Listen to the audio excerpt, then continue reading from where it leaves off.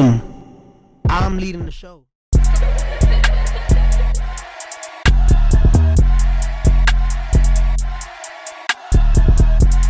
Boom.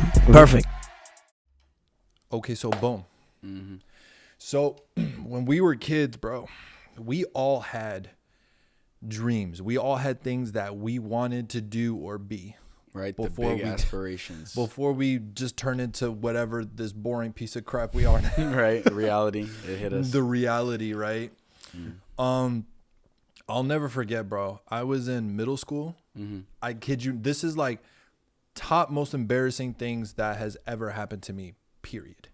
So they said, make a list of like your dreams. Like, what are the 3 main things that you want to be when you're older, right? They always did. They always did, right?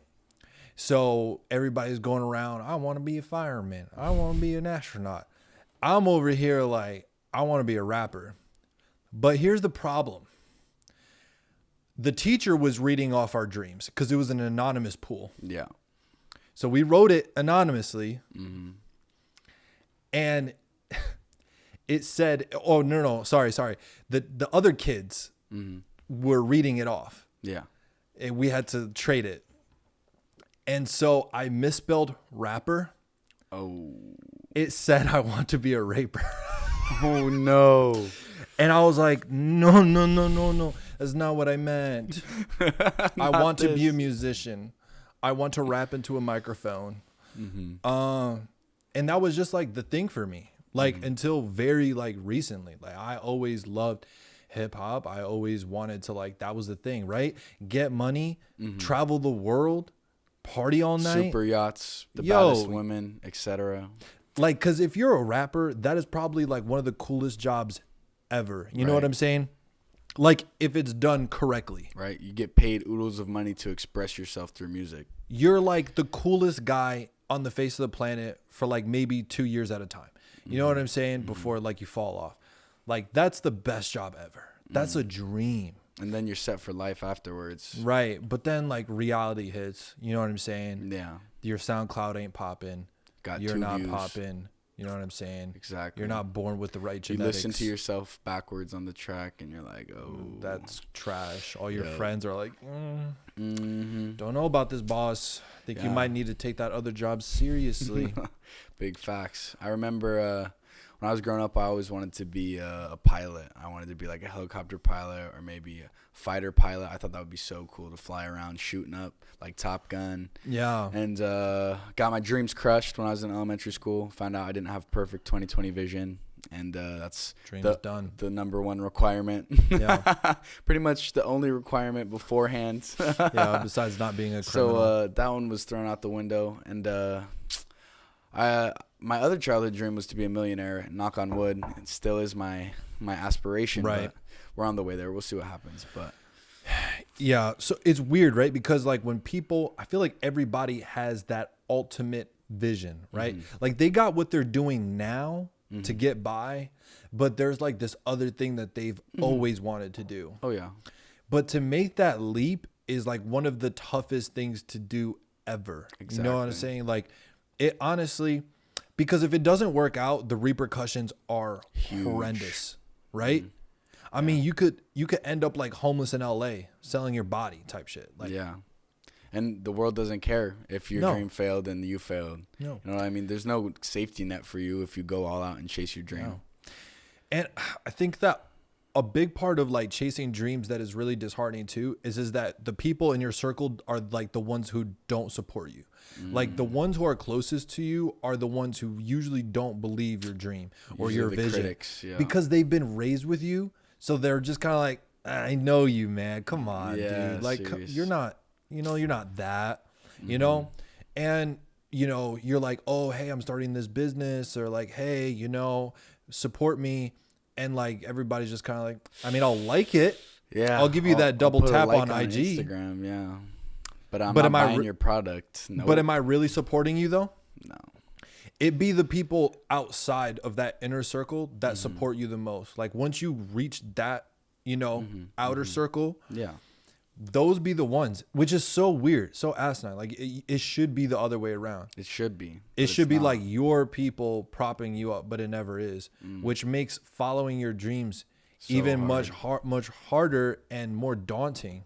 You know what I'm saying? Because if it doesn't work out, it's kind of embarrassing. Yeah, exactly. And the other thing is like trying to figure out the game plan even. I mean, like, where do you start? When you have a big dream or something, like, for example, I want to be a millionaire. Where do I even start? Do I just start saving all the money I have and live off ramen noodles for the rest of my life? No, I don't want to do that. That's a miserable existence. Yeah. And even if, I mean, because even if you, there would be almost no way to be like a sustainable millionaire, even if you saved every penny. Exactly. If you're just working like some mediocre stuff. Exactly. You know if I want to be a millionaire, I'm going to have to go out and make something happen, whether that be via business or via making a big career choice. Big risk, big rewards. Exactly.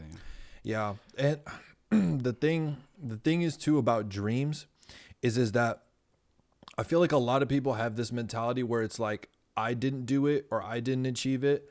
So it's almost like in places that people don't want to talk about, they don't actually want to see you make it. And I think that it just stems from the fact that maybe they had a vision or they had a dream. And theirs was crushed too. So they don't want to see theirs you was win. crushed too. Yeah. Exactly. Yeah. And that's pretty unfortunate, man. But I get it though, bro, because to be honest, I just started this podcast the moment that I found out that I was going to be med-boarded from the Army.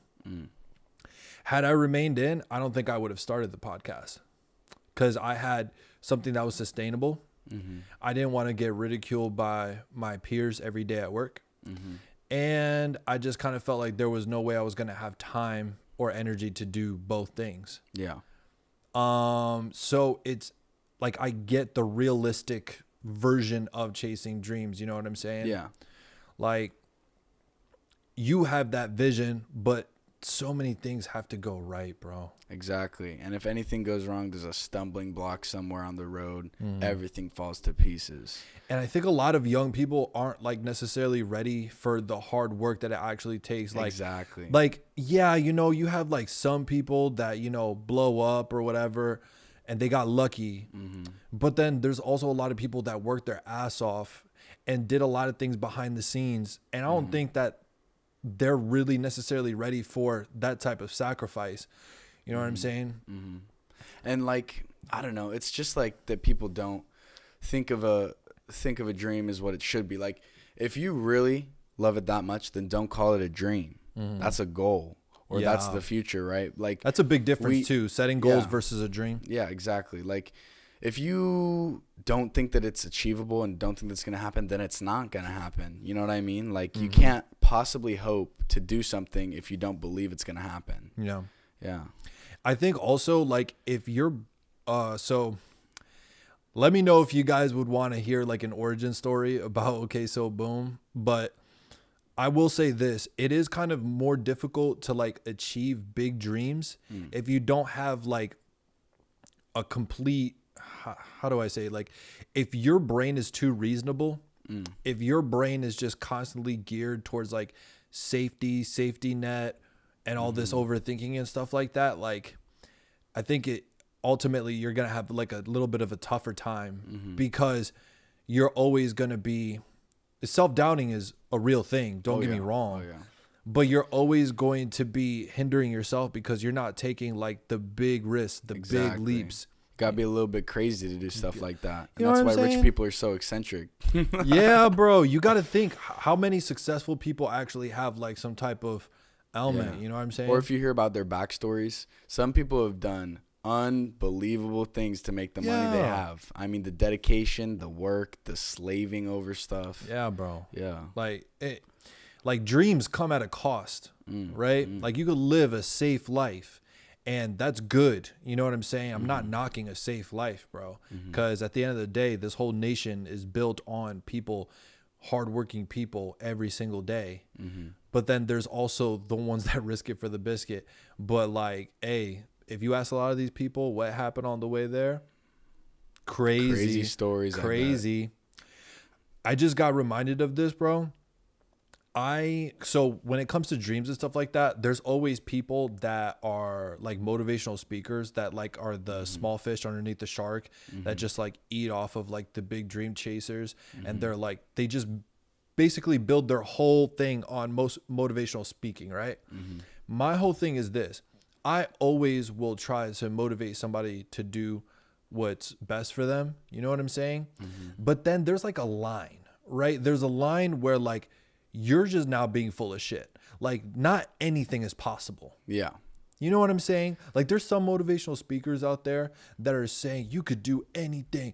Put in the time of work. Yeah. And it's just kind of like, If you're but could you really though? If you're 5'5" and want to be in the NBA, good luck. Yeah. You know what I'm saying? So it's just like one of those things. Like, have you ever seen the documentary The Secret? I haven't. So it's all about law of attraction, which to a certain degree, I do believe in that. But you're not going to sit here and tell me that you can just visualize anything that you want and that you're going to get it. Like there's other factors. The fact that you're born into the United States is a big factor. If you're attractive, that's a big factor. If you were born with money, that's a big factor. If you're born with, you know, whatever the case may be, natural genetics. Both parents, stuff like right? That. Yeah. Depending on your card, right? It's not for everybody. And another thing I really hate about a lot of motivational speakers and shit like that is that they kind of backhand your average everyday working person. Like they'll say like this motivational shit, but at the same hand slap the hardworking Americans that are slaving every single day, putting food on the table and supporting their business. You know what I'm saying? Stop working that 9 to 5. You ain't got to do that shit. And it's just kind of like, bro. Yeah. Stop working that 9 to 5. Quit your job and pursue your dreams as an artist. Really, bro? Well, it's not just that. Like why are you making it out? Why are you demonizing the 9 to 5? Yeah. What's wrong with the 9 to 5? That 9 to 5 that he's working is supporting your ass. Yeah. Like say you're an artist and you're just like, yo, bro, blah, blah, and you're like, bro, you could achieve anything. Screw that 9 to 5. And it's just kind of like, yeah, but that 9 to 5 is also supporting you. Yeah. And it's also what's keeping food in their mouths. I mean, you can't exactly just like if I wanted to be a great painter and I had no painting skills, I can't exactly just go to some private painting school for 4 years cost free. I've got to be working a job and doing it in my spare time. You know what I mean? Yeah.